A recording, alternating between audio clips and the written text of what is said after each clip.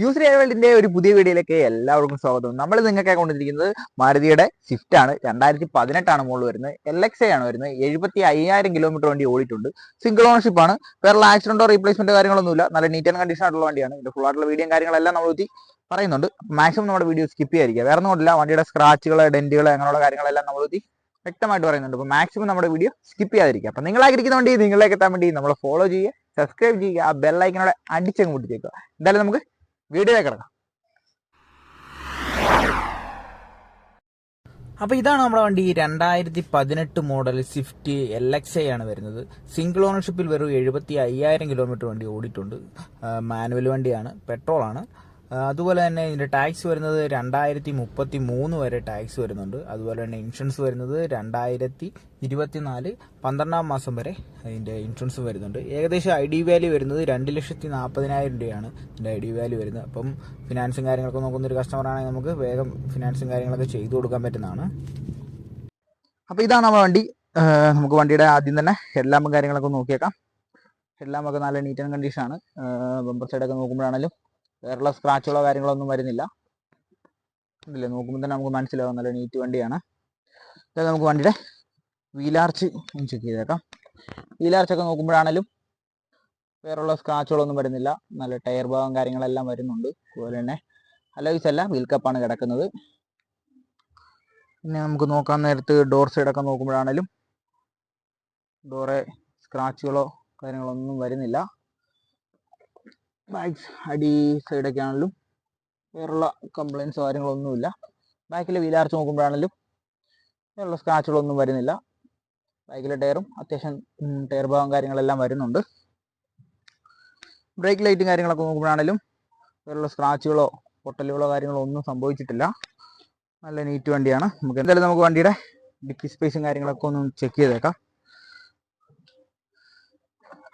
സ്പേസും കാര്യങ്ങളെല്ലാം വരുന്നുണ്ട്. നല്ല വണ്ടിയാണ്. അപ്പോളോയുടെ ടയർ കിടപ്പുണ്ട്. അത്യാവശ്യം ടയർ ഭാഗം കാര്യങ്ങളെല്ലാം ഉണ്ട്. ടൂൾ ബോക്സും ടൂൾ കിറ്റും കാര്യങ്ങളെല്ലാം വരുന്നുണ്ട്. പിന്നെ നമുക്ക് ബാക്ക് സൈഡ് നോക്കുമ്പോഴാണെങ്കിലും ബാക്കിലെ ബമ്പറും കാര്യങ്ങളൊന്നും വലിയ രീതിയിലുള്ള സ്ക്രാച്ചുകളോ കാര്യങ്ങളോ ഒന്നും വരുന്നില്ല. പിന്നെ റീപ്ലേസ്മെന്റ് കാര്യങ്ങളൊന്നും ഇല്ലാത്ത വണ്ടിയാണ്. നമ്മൾ ഹിസ്റ്ററിയും കാര്യങ്ങളെല്ലാം ചെക്ക് ചെയ്തിട്ടുണ്ട്. പിന്നെ ബാക്കിലെ വീലാർച്ച് നോക്കുമ്പോഴാണെങ്കിലും വേറുള്ള സ്ക്രാച്ചുകളൊന്നും വരുന്നില്ല. ഡോർ സൈഡൊക്കെ ആണെങ്കിലും നല്ല നീറ്റാണ്. സ്ക്രാച്ചുകളൊന്നും ഇല്ലാത്ത നല്ലൊരു വണ്ടി എന്ന് വേണമെങ്കിൽ നമുക്ക് പറയാം. ഇതിന്റെ ഫ്രണ്ടിലെ വീലാർച്ച് നോക്കുമ്പോൾ ഈ സൈഡിലായിട്ട് ഒരു ചെറിയ സ്ക്രാച്ച് ഇങ്ങനെ കിടപ്പുണ്ട്. പറയാനും മാത്രമുള്ള സ്ക്രാച്ച് അല്ല, എന്നാലും നമ്മൾ എടുത്തത് പറഞ്ഞെന്ന് മാത്രമേ ഉള്ളൂ. പിന്നെ നമുക്ക് എന്തായാലും വണ്ടിയുടെ ഇന്റീരിയർ ഭാഗം കൂടെ ഒന്ന് ചെക്ക് ചെയ്തേക്കാം.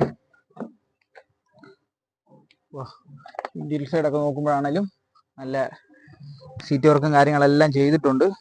പിന്നെ LXA ആണ്ട് 2 ഡോർ പവർ വിൻഡേ വരുന്നുള്ളൂ. ബാക്കിലെ മാനുവലാണ്. സ്റ്റീരിയോ സെപ്പറേറ്റ് ചെയ്തിട്ടുണ്ട്. AC കാര്യങ്ങളൊക്കെ നല്ല കൂളിംഗ് ആണ്. നമ്മളതെല്ലാം ചെക്ക് ചെയ്തായിരുന്നു. എന്നാലും നമുക്ക് വണ്ടി ഒന്ന് കയറി സ്റ്റാർട്ട് ചെയ്ത് നോക്കാം.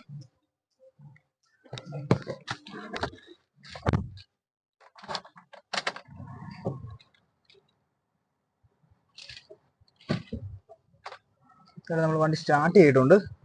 അതിന് തന്നെ നമുക്ക് നോക്കാനായിട്ട് 75,000 കിലോമീറ്റർ ഓടിയതിൻ്റെ റീഡിങ് കിടപ്പുണ്ട്. അതുപോലെ തന്നെ സോണിയുടെ ഒരു സ്റ്റീരിയോ അവർ ചെയ്തിട്ടുണ്ട്.